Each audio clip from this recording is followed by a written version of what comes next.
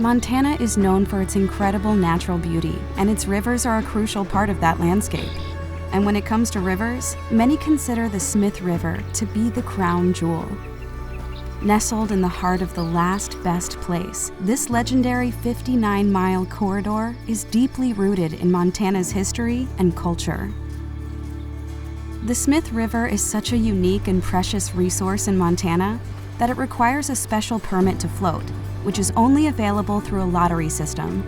The typical permit application period is from early January to mid-February, and successful applicants are notified via email of their launch date, including links to additional floater information. The lottery results are also available at fwp.mt.gov.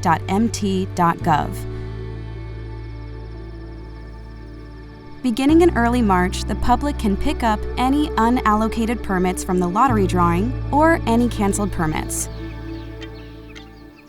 The float season varies due to annual changes in snowpack and rainfall, but the typical float season runs from mid-April through mid-July, with occasional floating opportunities during the fall shoulder season via self-registration at the Camp Baker Put-In.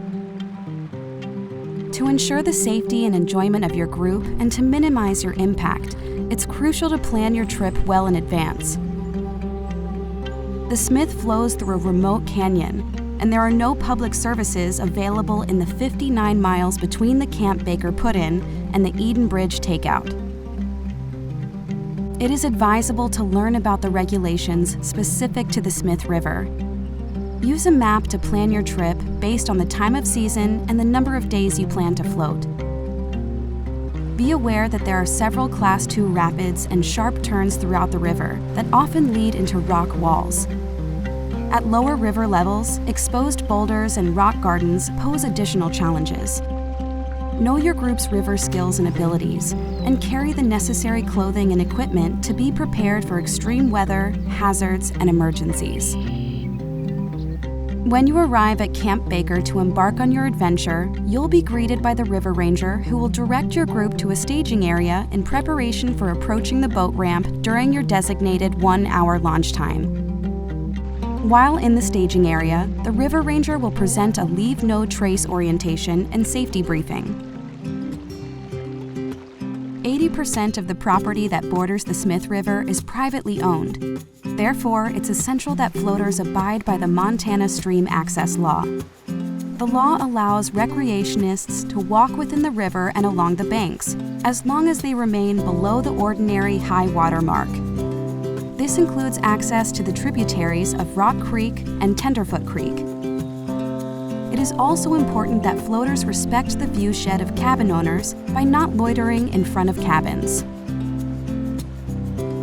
When you arrive at each of your designated boat camps, use existing impacted and hardened areas to set up your kitchen and tent sites, focusing activity where vegetation is absent.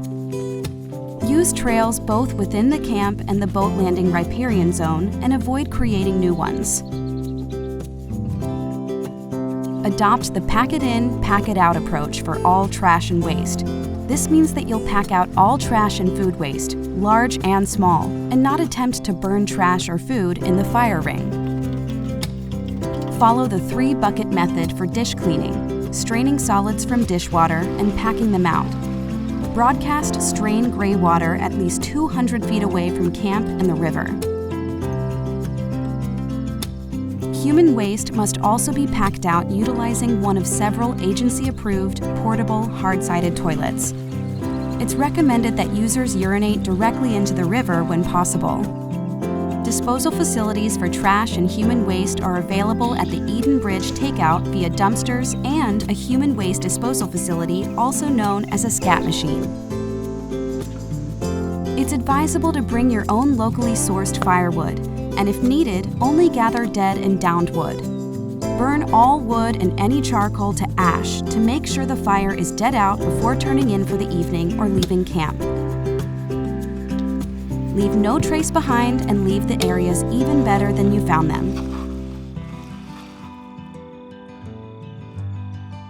All of Montana is bear country, and grizzly bears can be found anywhere west of Billings, Montana. All food, garbage, and other attractants must be secured using a portable bear-resistant cooler, container, portable electric fence, or other storage device approved by the Interagency Grizzly Bear Committee. Admire the abundant wildlife from a safe distance and carry bear spray. Never feed animals, as this disrupts their natural behavior. A complete list of approved devices can be found at igbconline.org. Throughout your adventure, there are opportunities to view pictographs and other historical artifacts. State and federal laws prohibit the disturbance or removal of historical artifacts. Do not write on rock walls, touch pictographs, or carve into trees. By preserving the cultural and historical artifacts along the river, we can ensure that future floaters have the opportunity for the thrill of discovery. The Smith River is famous for its fishing, especially for trout. Remember to purchase a fishing license and follow all fishing regulations. The Smith River is a shared resource, so be respectful of other floaters to protect the quality of their experience. Allow adequate distance between your watercraft and others, and communicate your intentions when approaching or wanting to pass another watercraft. As your journey comes to an end, it is imperative to clean, drain, and dry all equipment and watercraft to prevent the spread of aquatic invasive species. Make sure to stop at all AIS inspection stations.